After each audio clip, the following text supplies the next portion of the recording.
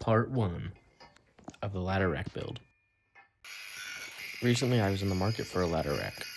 However, I didn't want to spend several $100s on buying a brand new one. Fortunately enough, one of my friends gave me one. The only catch was it was in 6 different parts and was made for an 8-foot bed, whereas my bed is only 5.5 feet. For these welds, I'm going to be doing a 60-11 root because the store doesn't have 60-10 and a 70-18 cap.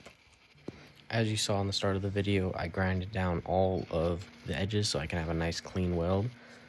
And I know stick welding probably isn't the best for a small project like this, but unfortunately I don't have a MIG welder. However, I do enjoy stick welding anyway, so it's not that big of a deal. Next thing I gotta do is cut off this to make it to size for my 5-foot bed.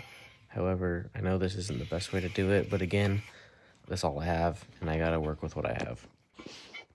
Now that we cut that bad boy off, we're gonna weld it all back together, and hopefully it's the right size. Alright, it worked. Here's the whole thing.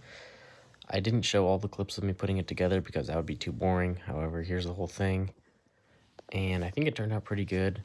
I still gotta sand and paint the whole thing, and I gotta figure out a way to attach it to the bed. So if you have any suggestions, please let me know in the comments.